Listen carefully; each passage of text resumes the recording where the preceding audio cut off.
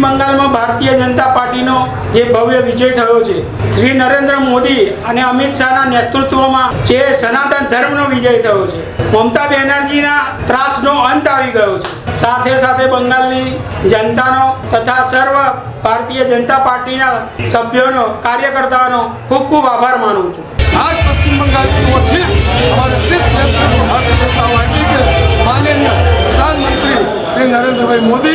एवं माननीय सहकार राज्य मंत्री श्री अमित भाई शाह एवं एक एक नीचे से लेके ऊपर तक जमीन से जुड़ा हुआ एक कार्यकर्ता जिन्हों को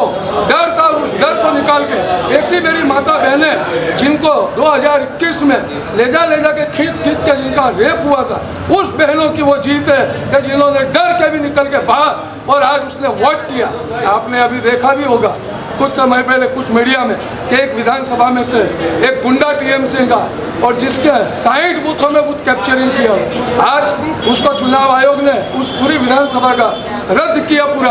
पूरा इलेक्शन, और उसको बाद में दिया जाएगा। लेकिन आज की ये कार्यकर्ता की जीत उस सुशासन की जीत है, उस पब्लिक की जीत है जिन्हों को डर था और वो निकल के कहते हैं आज़ादी की शुरुआत भारत की अगर बंगाल से शुरू हुई थी तो आज बंगाल में ही खत्म होगी। ममता बेनर्जी गुंडाराज गયું છે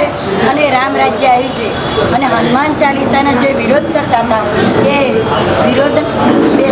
મમતાબેનને આઉટ કરી દીધા છે આપણે અને કાર્યકર્તાઓને ખૂબ ખૂબ આભાર છે।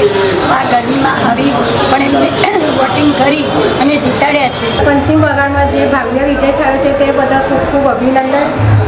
જે કાર્યકર્તાઓ લોકો સાથ આપે છે લોકોને ખૂબ ખૂબ આભાર। અમારા બાપુનગર વિધાનસભાના લોકપ્રિય ધારાસભ્ય દિનેશભાઈ કુશવાહની અગુવાઈમાં અમે અહીંયા ભવ્ય રીતે